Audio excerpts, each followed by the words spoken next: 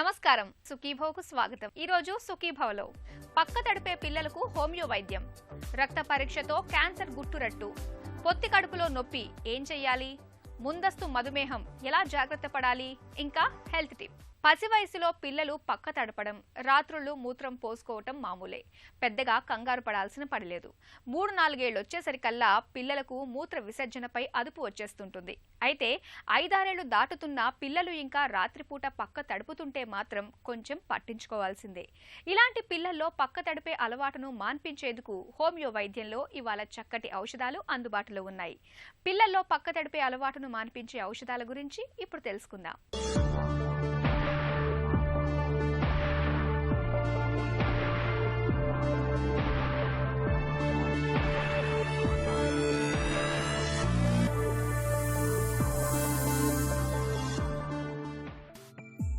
పసి వయసులో పిల్లలు పక్క తడపడం చాలా సహజమైన విషయం. 4-5 ఏళ్ల వయసు వచ్చే వరకు పిల్లలు పక్క తడుపుతూనే ఉంటారు. సాధారణంగా 5 ఏళ్ల వయసు వచ్చేసరికల్లా పిల్లలకు చాలామందికి మూత్ర విసర్జనపై అదుపు వచ్చేస్తూ ఉంటుంది. అయితే కొంతమంది పిల్లల్లో మాత్రం 5-6 ఏళ్లు దాటినా కూడా ఇంకా పక్క తడిపే అలవాటు కొనసాగుతూనే ఉంటుంది. పిల్లలకు అసౌకర్యాన్ని, పెద్దలకు ఆందోళనను తెచ్చిపెట్టే ఈ సమస్యకు హోమియో వైద్యంలో చక్కటి ఔషధ చికిత్స ఉంది. పిల్లల్లో పక్క తడిపే అలవాటు గురించిన మరిన్ని వివరాలను ప్రముఖ హోమియో వైద్యులు డాక్టర్ పావులూరి కృష్ణ చౌదరి మాటల్లో ఇప్పుడు విందాం.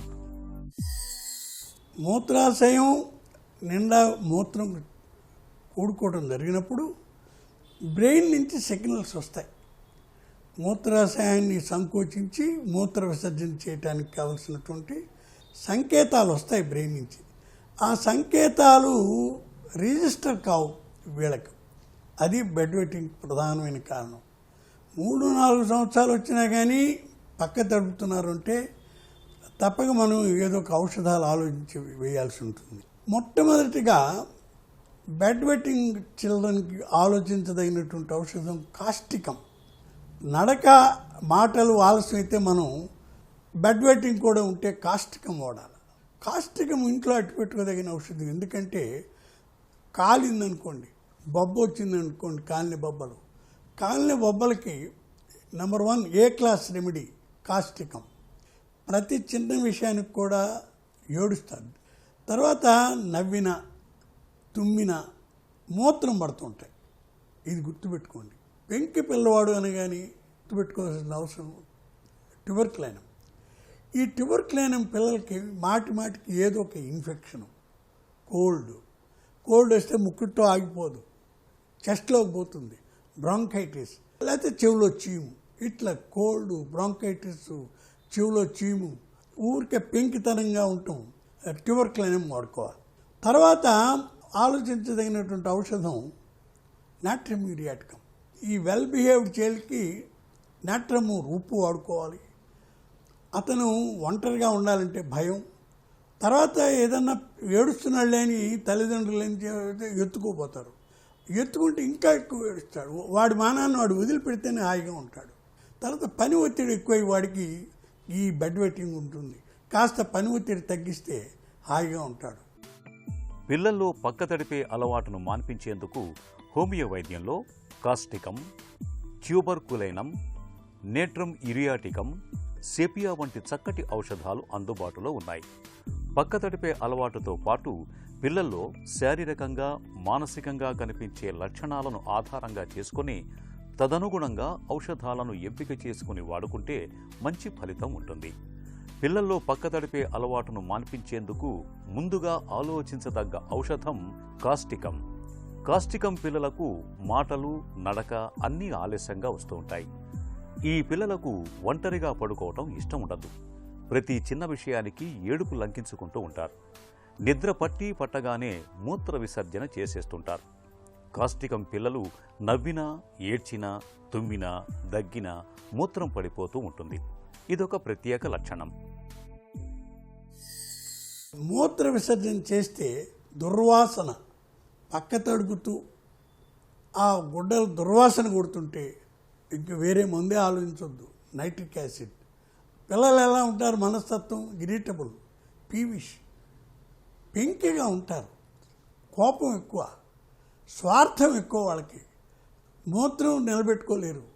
తర్వాత ఆహారం దగ్గరికి వచ్చినప్పటికి వాళ్ళకు ఈ జీర్ణం కాని పదార్థాలు ఉన్నాయే, కొవ్వు జీర్ణం కాదు, ఎక్కువగా తింటారు వాళ్ళు.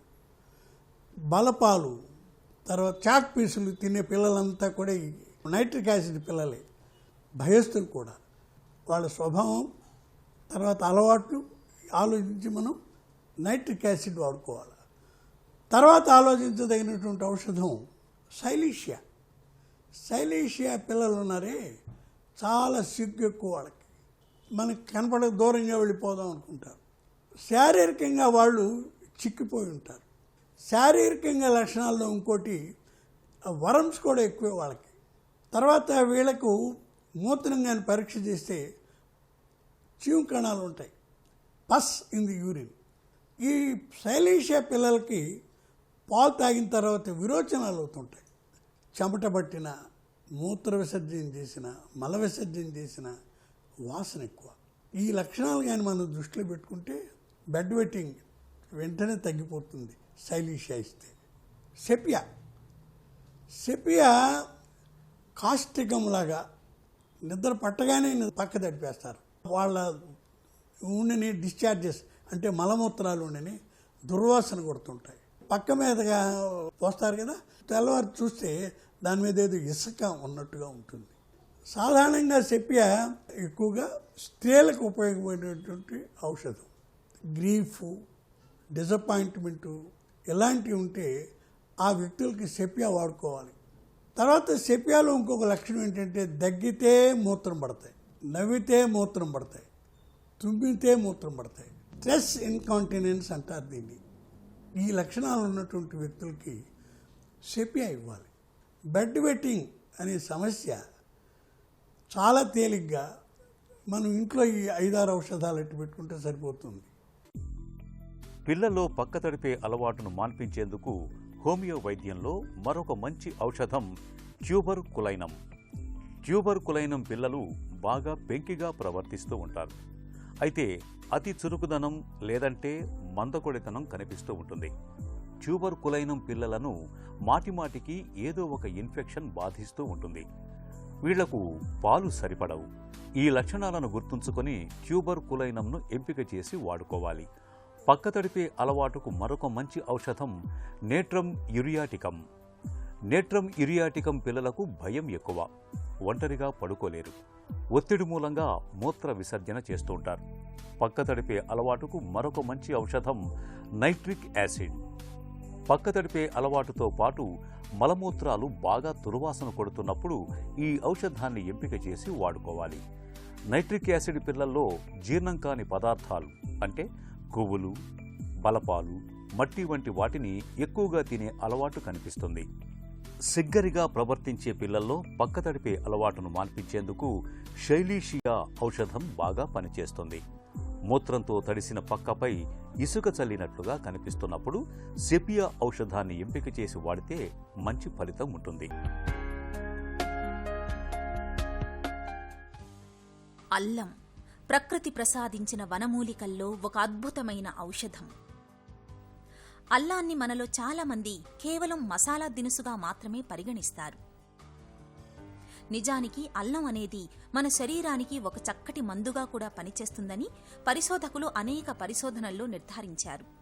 సాధారణ జలుబు, దగ్గు, జ్వరాలు మొదలుకొని గుండె జబ్బులు, క్యాన్సర్ల వంటి దీర్ఘకాలిక జబ్బుల వరకు అనేక సమస్యల్లో అల్లం ఒక దివ్యౌషధమని ఆరోగ్య నిపుణులు చెబుతారు. పిల్లలకు అజీర్తి, కడుపు నొప్పి వస్తే 1 స్పూన్ అల్లం రసం కానీ, చిటికెడు సొంఠి పొడి కానీ ఇస్తే తక్షణ ఉపశమనం లభిస్తుంది. జలుబు, ఫ్లూ జ్వరంతో బాధపడుతున్నప్పుడు తేనెలో అల్లం ముక్కలు కానీ, సొంఠి పొడి కానీ కలిపి తీసుకోవాలి.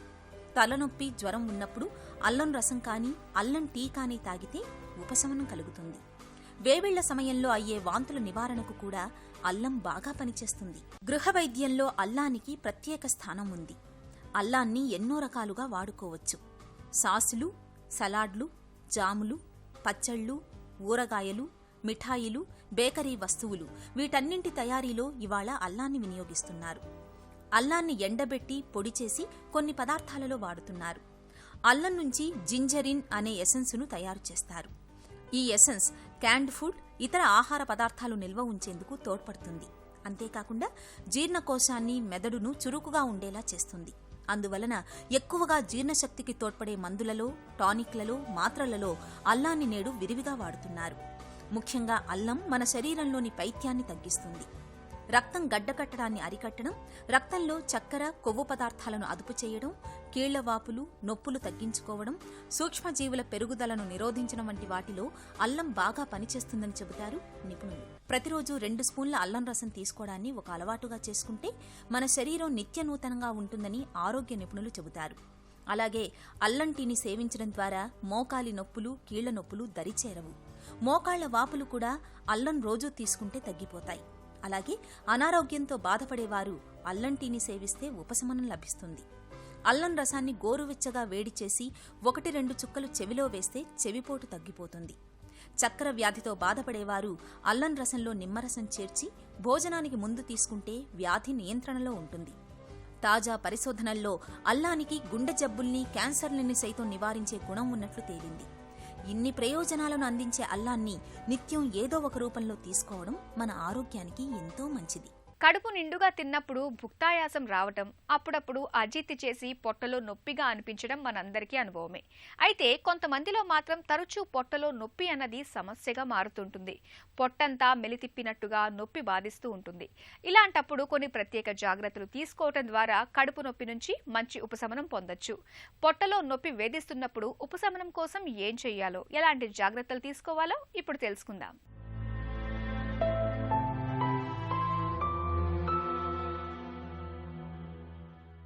మన పొట్ట ఒక సమస్య పుట్ట అని నానుడి. నిజమే, మన పొట్టలో ఉన్నన్ని అవయవాలు ఎక్కడా ఉండవు. దీంతో సహజంగానే మన పొట్టలో సమస్యల తాకిడి కూడా కాస్తంత ఎక్కువగానే ఉంటుంది. ముఖ్యంగా పొట్టలో నొప్పి అనేది మనలో చాలా మందికి అనుభవమే. తరచుగా పొట్టలో నొప్పి వచ్చిపోతూ బాధిస్తుంటుంది. పొట్టలో నొప్పి వెనక అజీర్తి మొదలుకొని గ్యాస్ ట్రబుల్, ఎసిడిటీ, మలబద్ధకం, అపెండిసైటిస్ ఇంకా రకరకాల ఇన్ఫెక్షన్లు కారణంగా ఉండొచ్చు. మరి ఇలాంటప్పుడు పొట్టలో నొప్పి నుంచి ఉపశమనం కోసం ఏం చేయాలి? కడుపు నొప్పి నుంచి ఉపశమనం కోసం మనలో చాలా మంది సోడా తాగుతుంటారు, వామును నమిలి మింగుతుంటారు, లేదంటే బయట మెడికల్ షాప్లో ఏదైనా టాబ్లెట్ తెచ్చి వేసుకుంటూ ఉంటారు. అయితే అన్నిసార్లు వీటి వల్ల పొట్ట నొప్పి తగ్గకపోవచ్చు. గ్యాస్ ట్రబుల్, అజీర్తి మూలంగా కూడా కొన్నిసార్లు పొట్టలో నొప్పి వచ్చే అవకాశం ఉంటుంది. కాబట్టి గ్యాస్ని తగ్గించే మందుల్ని, యాంటాసిడ్ బిళ్లల్ని ప్రయత్నించవచ్చు. మలబద్ధకం వల్ల కూడా పొట్టలో నొప్పి రావచ్చు. కాబట్టి సుఖ విరేచన అయ్యేలా జాగ్రత్తలు తీసుకోవాలి. పొట్టపై వేడి నీటితో కాపడం పెట్టడం వల్ల మంచి ఫలితం ఉంటుంది. పిప్పర్మెంట్ టీని తాగడం వల్ల పొట్టలో గ్యాస్ తగ్గే అవకాశం ఉంటుంది. పొట్ట నొప్పి పూర్తిగా తగ్గే వరకు తేలికగా అరిగే ఆహారాల్ని, ముఖ్యంగా ద్రవాహారాల్ని తీసుకోవాలి. ఆహారాన్ని వీలైనన్నిసార్లు ఎక్కువసార్లు తీసుకోవడం, బాగా నమిలి మింగడాన్ని అలవాటు చేసుకోవాలి. ఈ జాగ్రత్తలు పొట్టలో ఒత్తిడిని తగ్గిస్తాయి. పొట్టలో కుడివైపు నుంచి నొప్పి మొదలైనప్పుడు, పొట్టను ముట్టుకుంటే భరించలేనంతగా నొప్పి కలుగుతున్నప్పుడు, వాంతి అవుతున్నట్లుగా ఉన్నప్పుడు ఆలస్యం చేయకుండా వెంటనే డాక్టర్ని సంప్రదించి తగిన చికిత్స తీసుకోవాలి. ఇవాళ మనలో చాలా మందికి షుగర్ లెవెల్స్ 100కు పైగానే ఉంటున్నాయి. అంటే వీళ్ళందరూ దాదాపుగా షుగర్ బారిన పడటానికి సిద్ధంగా ఉన్నవాళ్లే. షుగర్ లెవెల్స్ 100ను దాటి 120 దిశగా దూసుకెళ్తుంటే దాన్ని డాక్టర్లు ప్రీ డయాబెటీస్ దిశగా పిలుస్తారు. వాడుకలో మనం ముందస్తు మధుమేహం అని చెప్పుకోవచ్చు.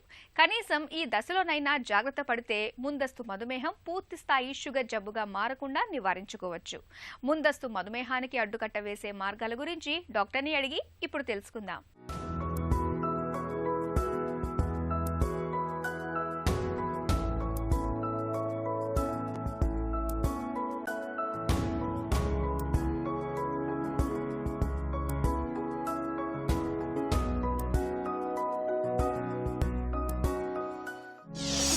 ప్రీ డయాబెటీస్ అంటే ఏంటి? ప్రీ డయాబెటీస్ అనేది డయాబెటీస్ కన్నా ముందొచ్చే స్టేజ్ అనమాట. సో మామూలుగా మనం డయాబెటీస్ అంటే తినకముందు గ్లూకోజ్ లెవెల్స్ బ్లడ్లో 126 కన్నా ఎక్కువ ఉన్నప్పుడు, అలానే తిన్న తర్వాత 2 అవర్స్కి చూస్తే 200 కన్నా ఎక్కువ ఉన్నప్పుడు, అలానే 3 months యావరేజ్ HbA1c అంటాం, ఇది 6.5 కన్నా ఎక్కువ ఉన్నప్పుడు డయాబెటీస్ అంటాం. అలానే నార్మల్ చూసుకుంటే మనం తినకముందు 100 కన్నా తక్కువ, తిన్న తర్వాత 2 అవర్స్కి బ్లడ్ గ్లూకోజ్ లెవెల్స్ 140 కన్నా తక్కువ, అలానే 3 months యావరేజ్ HbA1c ఏదైతే ఉందో అది 5.7 కంటే తక్కువ ఉంటే నార్మల్ అంటాం. సో ఏదైతే ఈ మధ్యలో ఉందో, అంటే తినకముందు బ్లడ్ గ్లూకోజ్ లెవెల్స్ 100 నుంచి 125 వరకు, అలానే తిన్న తర్వాత బ్లడ్ గ్లూకోజ్ లెవెల్స్ 140 నుంచి 199 వరకు. అలానే 3 months యావరేజ్ HbA1c 5.7 నుంచి 6.4 వరకు ఉంటే దీన్ని ప్రీ డయాబెటిక్ స్టేట్ అని అంటాం. ముందస్తు మధుమేహాన్ని ఎలా గుర్తించాలి? డయాబెటీస్కే పెద్దగా ఎర్లీ స్టేజ్లో వార్నింగ్ సిమ్టమ్స్ పెద్దగా మనకు కనిపించవు. సో ప్రీ డయాబెటిక్ స్టేజ్లో వార్నింగ్ సిమ్టమ్స్ కనిపించే ఛాన్స్ చాలా తక్కువ. చాలా రేర్గా ఉండొచ్చు, కానీ 90% ఉండవు వార్నింగ్ సైన్స్ ఏమి. ముందస్తు మధుమేహం తప్పనిసరిగా డయాబెటీస్గా మారుతుందా? ఎంతమందిలో మారుతుంది, ఎంతమందిలో మారదు అనేది ఖచ్చితంగా చెప్పలేము. కాకపోతే ఒక 100 మందిని అలా తీసుకుంటే కనుక 5 years తర్వాత వీళ్ళలో 50 మంది డయాబెటీస్ అయిపోయే ఛాన్స్ చాలా ఎక్కువ ఉంటుంది. ప్రీ డయాబెటీస్ అని ఎప్పుడైతే డిటెక్ట్ అయిందో ఖచ్చితంగా వీళ్ళు సగం మంది ఒక 5 years తర్వాత తీసుకుంటే వీళ్ళు డయాబెటిక్ అయిపోయే ఛాన్స్ ఉంటుంది. సో ఇది ప్రివెంట్ చేయడానికి కూడా ఛాన్స్ ఉంది మనకి, ఇది ఎర్లీగా డిటెక్ట్ చేయగలిగితే కనుక మనం. సో ఇక్కడ నుంచి జాగ్రత్తలు కొన్ని తీసుకుంటే డయాబెటీస్ మారకుండా ప్రొలాంగ్ చేయగలుగుతాం మనం. ముందస్తు మధుమేహం ఉన్నప్పుడు తరచూ ఎలాంటి పరీక్షలు చేయించుకోవాలి? మెయిన్ మనం తినకముందు బ్లడ్ గ్లూకోజ్ లెవెల్స్, అలానే తిన్న తర్వాత బ్లడ్ గ్లూకోజ్ లెవెల్స్, అలానే 3 months HbA1c అని చెప్పాం కదా. ఈ 3 టెస్టులు అట్లీస్ట్ సంవత్సరానికి ఒక్కసారన్నా చేయించుకుంటే, సో ఎప్పుడైతే ఇది డయాబెటీస్ కన్వర్ట్ అవుతుందా లేదంటే అలానే ఉందా, ఏదన్నా మనం చేసే డైట్ చేంజెస్ కానీ ఎక్సర్సైజ్ వల్ల ఏమైనా తగ్గిందా అనేది తెలుసుకోవడానికి ఛాన్స్ ఉంటుంది. సో ఇయర్లీ వన్స్ చేసుకుంటూ ఉంటే ఎర్లీగా డయాబెటీస్ కూడా పిక్ చేయొచ్చు. తర్వాత ట్రీట్మెంట్ కానీ అన్నిటికీ కానీ కాంప్లికేషన్స్ ప్రివెంట్ చేయడానికి కానీ బాగుంటుంది. ముందస్తు మధుమేహం ఉన్నప్పుడు జీవన సరళి ఎలా ఉండాలి? ఎప్పుడైతే మనకి ప్రీ డయాబెటీస్ అని తెలిసిందో ఖచ్చితంగా మనం డయాబెటిక్ పేషెంట్స్ ఫాలో అయ్యే డైట్ కానీ లైఫ్ స్టైల్ కానీ ఇవన్నీ ఈ ప్రీ డయాబెటిక్ లెవెల్ నుంచే మనం స్టార్ట్ చేస్తే ఈ డయాబెటిక్ కన్వర్షన్ని చాలా వరకు తగ్గించవచ్చు. సో డయాబెటీస్ని ఈ స్టేజ్లో మనం డిటెక్ట్ చేయగలిగితే పూర్తిగా డయాబెటీస్ అవ్వకముందే దీన్ని ప్రివెంట్ చేయడానికి మనకి కుదురుతుంది. డైట్ అండ్ లైఫ్ స్టైలే ఇక్కడ చాలా ఇంపార్టెంట్. డైట్ అంటే మెయిన్ ఈ కార్బోహైడ్రేట్స్ తగ్గియాలి అని చెప్తాం. కార్బోహైడ్రేట్స్ అంటే మెయిన్గా మనం రైస్, అందులో కూడా మెయిన్ వైట్ రైస్, దీని క్వాంటిటీ తగ్గించి తక్కువ తీసుకోవాలి. అలాగే వైట్ రైస్కి ఆల్టర్నేటివ్గా బ్రౌన్ రైస్ కానీ లేదంటే రోటీ కానీ గోధుమ రొట్టెలు కానీ ఇవి తీసుకుంటే ఇంకా బెటర్. అలానే కర్రీ పోర్షన్ మనం చాలా తక్కువ తింటాం కాబట్టి ఈ కర్రీ పోర్షన్ పెంచుకొని ఈ రైస్ కానీ రోటీ కానీ కంటెంట్ తగ్గించుకొని తింటూ ఉండాలి. కాఫీ టీలో షుగర్ వేసుకోకుండా ఉండటం మంచిది. వేసుకోలేనప్పుడు షుగర్ ఫ్రీ వేసుకుంటే బెటర్. ఈ ఫాలో అవ్వాలి కొన్ని. ఈ స్టేజ్లో ఫ్రూట్స్ వేరే వేరే రిస్ట్రిక్షన్స్ పెద్దగా ఫాలో అవ్వక్కర్లేదు. అలానే బ్రెడ్, బిస్కెట్, మైదా ఐటమ్స్ మాత్రం కొంచెం అవాయిడ్ చేయాలి, బేకరీ ఐటమ్స్. సో ఇలా ఈ స్టేజ్లో ఇలాంటివన్నీ చిన్న చిన్నవి ఫాలో చేస్తే డయాబెటీస్ని ప్రివెంట్ చేయడానికి కుదురుతుంది. అలానే ఎక్సర్సైజ్కి వస్తే డైలీ ఇప్పుడు మామూలుగా డయాబెటిక్ పేషెంట్స్కే ఎక్సర్సైజ్ మినిమం 30 minutes అని చెప్తాం మనం. సో ఇందులో కూడా ఒక 5 days ఏమో ఏరోబిక్ యాక్టివిటీ అంటే కార్డియాక్ ఫిట్నెస్ లాంటివి ప్లాన్ చేయాలి. ఒక 2 days మాత్రం స్ట్రెంగ్త్ ట్రైనింగ్ అంటాం, అంటే మజిల్ బిల్డింగ్ కోసం యూజ్ చేసుకోవాలి. 2 days of your exercise activity ఇలా ప్లాన్ చేసుకుంటే మజిల్ బిల్డ్ అవుతూ ఉంటుంది, అలానే ఫ్యాట్ లూజ్ అవుతుంది, అలానే డైట్ కంట్రోల్లో ఉంటుంది. ఇవన్నీ చేయటం వల్ల డయాబెటీస్ రాకుండా మనం ప్రీ డయాబెటిక్ స్టేజ్లోనే ఉండొచ్చు, లేదా ప్రీ డయాబెటీస్ని రివర్స్ చేసి నార్మల్ స్టేజ్కి వెళ్ళిపోవడానికి కూడా ఛాన్స్ ఉంటుంది. ఈ స్టేజ్లో డయాబెటీస్ డిటెక్ట్ అయితే చాలా లక్కీ అని చెప్పుకోవచ్చు. ఎందుకంటే ఎర్లీగా పిక్ చేయటం వల్ల కాంప్లికేషన్స్ చాలా వరకు ప్రివెంట్ చేయడానికి కుదురుతుంది. ఎందుకంటే ఇయర్లీ మనం చెక్ చేసుకుంటూ ఉంటాం, డయాబెటీస్ ఎర్లీగా డిటెక్ట్ అవుతుంది. So diabetes out of control ఏ స్టేజ్లోనూ వెళ్ళదు కాబట్టి కాంప్లికేషన్స్ వచ్చే రిస్క్ చాలా తక్కువ ఉంటుంది. అండ్ ఈ diet and life style diabetes వచ్చిన తర్వాత ఎలా అయినా ఫాలో అవ్వాలి కాబట్టి ఇప్పుడు నుంచే ఫాలో అవుతూ ఉంటే డయాబెటీస్ రాకుండానూ ఉంటుంది, లేదా వచ్చినా కూడా దానివల్ల వచ్చే కాంప్లికేషన్స్ ఎక్కువగా రాకుండా ఉంటాయి మనకి. రక్తంలో షుగర్ శాతం 100కు పైగా ఉంటున్నప్పుడు శరీర బరువును అదుపులో ఉంచుకోవటం, చక్కటి ఆహార నియమాల్ని పాటించడం, తరచూ షుగర్ టెస్ట్ను చేయించుకోవటం, బీపీ, కొలెస్ట్రాల్ పెరగకుండా చూసుకోవటం మధుమేహానికి అడ్డుకట్ట వేసే అత్యుత్తమమైన పరిష్కారాలివే. ఒక చిన్న చిట్కా మీకోసం. మూత్రంలో మంటతో బాధపడుతున్నప్పుడు 1 గ్లాసు నీళ్లలో 1/4 టీ స్పూన్ యాలకుల పొడిని కలుపుకుని తాగండి. మూత్రంలో మంట తగ్గుతుంది. సుఖీభవ కార్యక్రమానికి సంబంధించిన మీ విలువైన సూచనలు సలహాలని వెంటనే మాకు రాయండి. మా చిరునామా Sukhibhava, ETV, Ramoji film city, Hyderabad 501-512 లేదా sukhibhav@etv.co.in కు మెయిల్ చేయండి.